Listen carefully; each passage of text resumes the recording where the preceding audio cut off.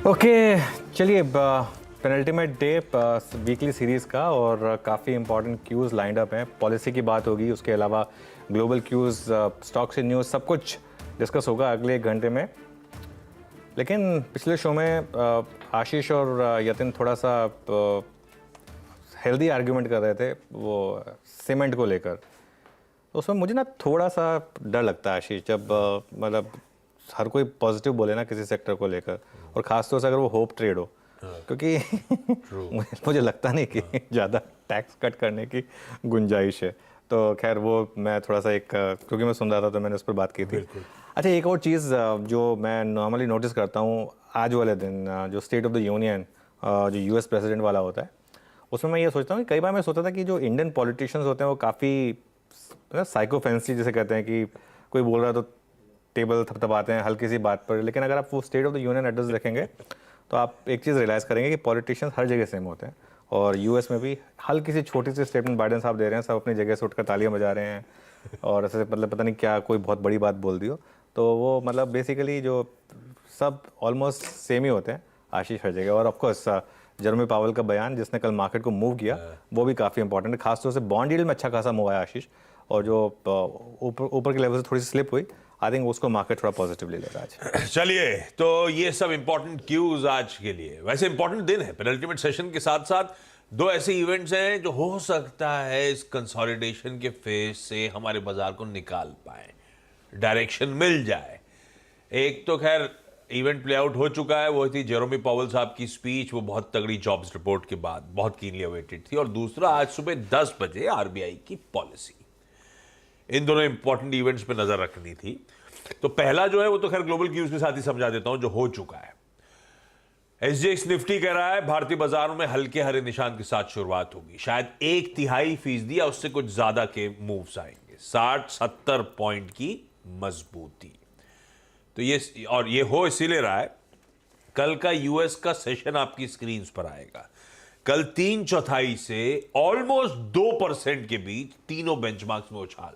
3/4 डाउ था, almost 2% Nasdaq उछला। और हम लोग क्या डाइजेस्ट कर गए थे, जब क्लोज हो रहे थे तो फ्लैट से 1/3% ही ऊपर थे यूएस के फ्यूचर्स।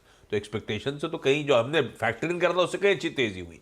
पर दरअसल तेजी के पीछे देखिए ये इंट्राडे चार्ट्स बहुत वॉलेटाइल।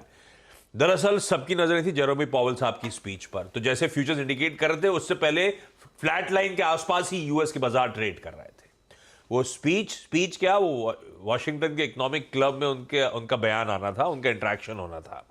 उस बयान में उन्होंने सबसे पहले जो वर्ड यूज करा था, फिर से आपको याद होगा, फेड की जब पॉलिसी आई थी उसके बाद जो प्रेस कॉन्फ्रेंस हुई थी, वो इंटरडे चार्ट रख दीजिएगा स्क्रीन पे प्लीज। तो उन्होंने डिसइन्फ्लेशन के वर्ड का इस्तेमाल करा था, जो हम लोगों ने चर्चा भी करी थी जब वो हुआ था इस्तेमाल, कि इन्फ्लेशन की हवा निकल रही है। जैसे ही डिसइन्फ्लेशन वर्ड का इस्तेमाल हुआ फिर से, क्यों क्लियरली साइंस विजिबल है, यूएस के मार्केट्स एकदम से उछाल दिखाना शुरू कर गए।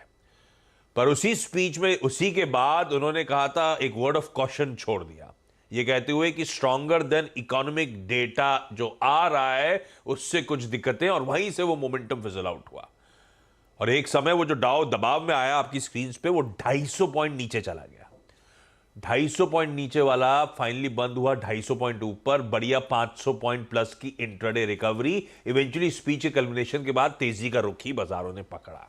अब पावेल साहब ने कहा क्या, पहले उन्होंने डिसइन्फ्लेशन की जो बात करी उस पर उनका कहना था कि डिसइन्फ्लेशन के यानी कि महंगाई ठंडे पड़ने के क्लियर कट संकेत आ रहे हैं इस समय गुड्स सेक्टर में।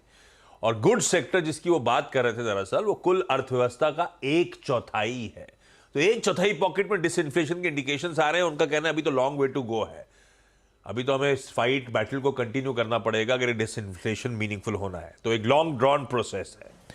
जहां तक उन्होंने कॉशन का तड़का छेड़ा, वो इंपॉर्टेंट इसीलिए था क्योंकि जॉब्स रिपोर्ट जो जनवरी की आई थी बहुत स्ट्रांग थी। 5,17,000 जॉब्स आपको याद होगा क्रिएट हो गए थे, एक्सपेक्टेशन से बहुत ज्यादा। कई दशकों में इस तरह की स्ट्रांग जॉब्स रिपोर्ट नहीं आई थी।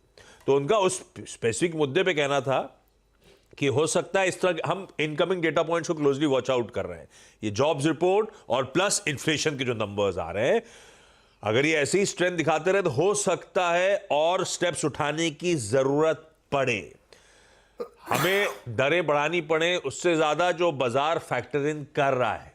पर वो तो ठीक है, इनकमिंग डेटा को असेस करना है, उनकी भी पॉलिसी एफओएमसी का काम यही है। तो उनके स्टेटमेंट दरअसल इस तरह क्या है, और इवेंचुअली बाजार ने रियलाइज किया कि ये तो ठीक है, नेचुरल बात करें, उसके बाद अच्छा मोमेंटम बना।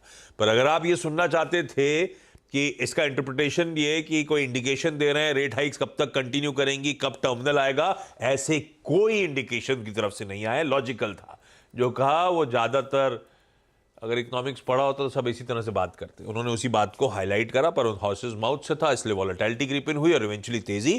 तो अनुज जो कह रहे थे तब और आपकी दूसरी प्लेट रखिएगा, कुछ हद तक बॉन्ड डील जो स्पीच के बाद इंचअप हुई, पर उसके सामने डॉलर इंडेक्स जो 103.5 के बियॉन्ड कल चला गया था, इस समय थोड़ा सा कूल ऑफ होकर आपको ट्रेड करता हुआ नजर आएगा। तो ऐसा नहीं है उस स्पीच से बहुत ज्यादा इंटरप्रिटेशन हॉकिशनेस की तरफ लिए हूं। डॉलर इंडेक्स कूल ऑफ होना, वो भी 103.5 के इंपॉर्टेंट थ्रेशोल्ड के नीचे आना एक अच्छी खबर है, ये ध्यान रखिएगा।